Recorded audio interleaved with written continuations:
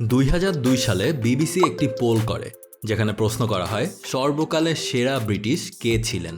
সেখানের 3 ভাগের মাঝে 2 ভাগ মানুষের ভোট পেয়ে সেরা ব্রিটিশ নির্বাচিত হন একসময় প্রাইম মিনিস্টার উইনস্টন চার্চিল। অবাক করা বিষয় হলো এই লিস্টে উইলিয়াম শেক্সপিয়ার, কুইন এলিজাবেথ, এমনকি চার্লস ডারউইনের নামও ছিল। এদের মাঝে 3 ভাগের 2 ভাগ মানুষ কিন্তু চার্চিলকেই পছন্দ করেন। আর শুধুমাত্র এটাই না, লেখক অ্যান্ড্রু রবার্টস এছাড়াও বলেন Winston Churchill is a revered figure because he saved liberty.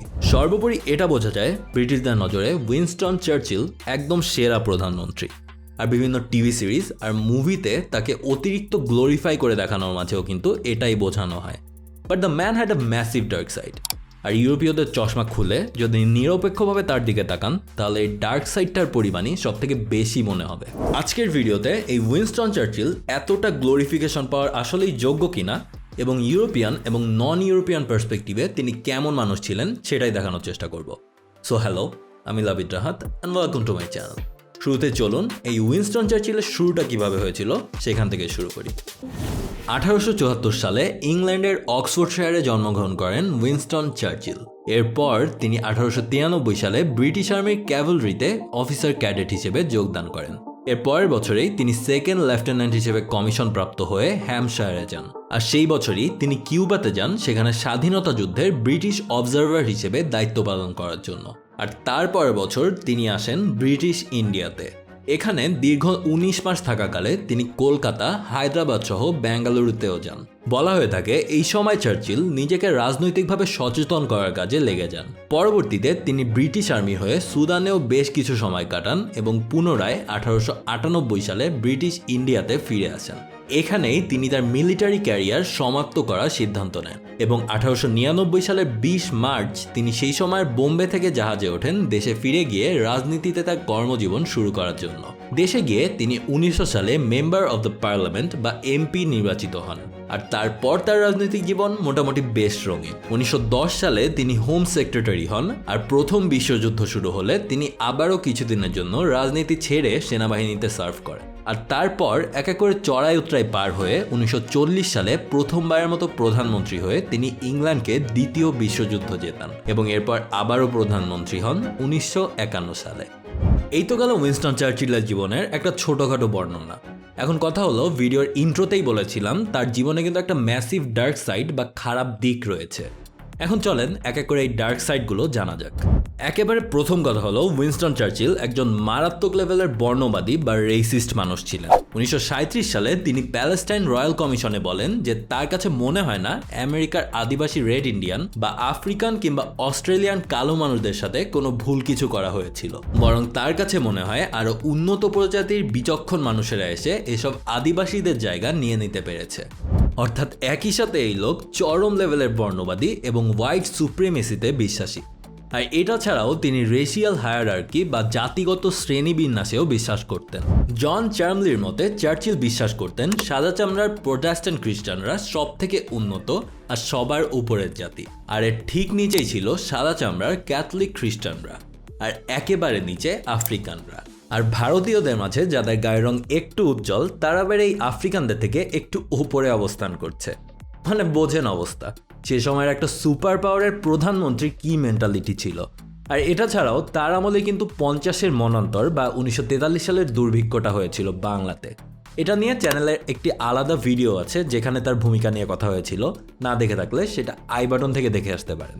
এছাড়াও বর্তমানে মধ্যপ্রাচ্যে যে ইসরায়েল প্যালেস্টাইন কনফ্লিক্ট দেখে আসছি আমরা, এটার শুরুটাও কিন্তু চার্চিলই করেছিল বলে বলা যায়। 1921 থেকে 1922 সাল পর্যন্ত চার্চিল কলোনিয়াল সেক্রেটারি হিসেবে দায়িত্বে ছিলেন এবং তিনি এ সময়ে নিজের চেষ্টায় জিউইশ কমিউনিটির জন্য আলাদা একটি দেশ স্থাপন করতেও সাহায্য করেন।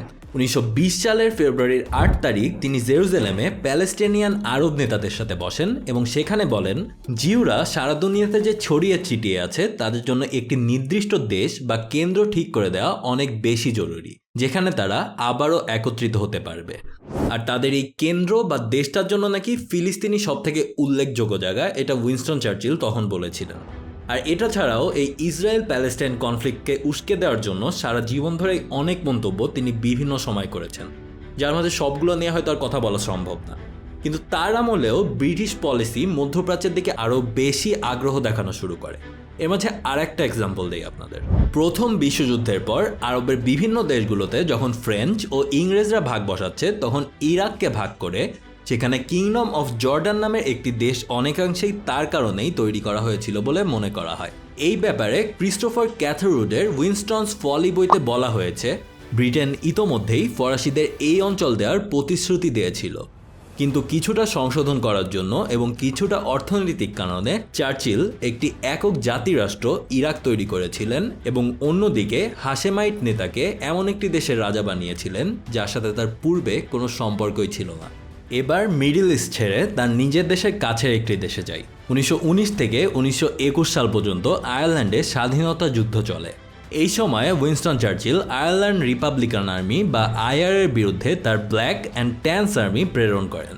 এই বাহিনীর সহিংসতা নিয়ে এই যুদ্ধের সময় প্রচুর কন্ট্রোভার্সি তৈরি হয়, কিন্তু অনেকের নিষেধ থাকার পরও তিনি এই সময় এই বাহিনীকে প্রত্যাহার করে নেয়নি। এমনকি তিনি নাকি আয়ারল্যান্ডের সাধারণ মানুষের ওপর বিমান হামলা চালাতেও বলেছিলেন, এমনটা শোনা যায়। এখন কথা হলো, যেই মানুষের খারাপ কাজের লিস্ট এতটা বড়, তাকেও কেন ব্রিটিশরা এতটা বেশি পছন্দ করে? এটার জন্য লেটস সুইচ দ্য পার্সপেক্টিভ। কিছুক্ষণের জন্য আপনি ভুলে যান আপনি বাঙালি। মনে করেন আপনি একজন ব্রিটিশ নাগরিক এবং আপনার দেশ দ্বিতীয় বিশ্বযুদ্ধের সময় জার্মানির নাৎসি বাহিনীর কাছে আস্তে আস্তে হেরে যাচ্ছে। এমনকি আপনার দেশের বিভিন্ন হায়ার অফিসিয়াল জার্মানির সাথে সমঝোতায় গিয়ে এই যুদ্ধ সমাপ্ত করার চিন্তা করছে। ঠিক এই সময়ে সকল প্রতিকূলতার বিরুদ্ধে আপনার দেশের প্রধানমন্ত্রী যুদ্ধ চালিয়ে যাওয়ার জন্য কড়াভাবে ঘোষণা দিন, আর সারা দুনিয়াকে উল্টিয়ে ফেলে হলেও আপনার দেশের বিজয় নিয়ে আসলেন। আর এমন একটা খারাপ সময়েও আপনার দেশের মানুষদের অন্যান্য যে কোনো সময়ের মতোই ভালো রাখলেন। এই কাজটাই কিন্তু করেছিলেন উইনস্টন চার্চিল। এমনকি এইটা নিয়ে তার সেই সময় একটা বেশ ফেমাস ভাষণও আছে, যেটা আপনারা এখন স্ক্রিনে দেখতে পাবেন। এটা সামারি করলে কিছুটা এমন হয় যে তারা কোনো জায়গাতেই কোনো পরিস্থিতিতেই যুদ্ধ করা থামাবে না। আর ব্রিটেন দ্বীপের কোনো অঞ্চল যদি কখনো অন্যের নিয়ন্ত্রণে চলে যায় বা কোথাও দুর্ভিক্ষ দেখা দেয়, তাহলে তাদের সারা দুনিয়া জুড়ে ছড়িয়ে থাকা তাদের সাম্রাজ্যের প্রতিটি কলোনি একই সাথে এই সংগ্রাম চালিয়ে যাবে। অর্থাৎ যেটা বললাম, তার পলিসি আর চিন্তাই এটা ছিল যে সারা দুনিয়া উল্টে গেলেও তিনি তার ব্রিটেনের মানুষদের ভালো রাখবেন। আর এটার কারণেই ব্রিটেনের মানুষদের কাছেই তিনি সর্বকালের সেরা হতে পারেন। কিন্তু আপনি যদি ব্রিটেনের পার্সপেক্টিভ থেকে সরে একটি নিউট্রাল পার্সপেক্টিভ থেকে চিন্তা করেন, তাহলে আপনার কিন্তু তাকে মোটেও একজন হিরো মনে হবে না। তো আজকের ভিডিওতে আপনাদের অডিও নিয়ে অনেক ঝামেলা মনে হতে পারে, কারণ আমার রাতের বেলায় আজকে রাজশাহী যেতে হবে। সো এখন রেকর্ড করতে বসছি, আর এই সময় আশেপাশের বাসা থেকে খটখট শুরু হয়ে গেছে। তো এটা থামানো আপাতত কোনো উপায় নাই। আর অ্যাজ ইউজুয়াল ভিডিওর ডেসক্রিপশন বক্সে আজকের সোর্সগুলো পেয়ে যাবেন। So that's all for today. Until my next upload, have a good week, good bye.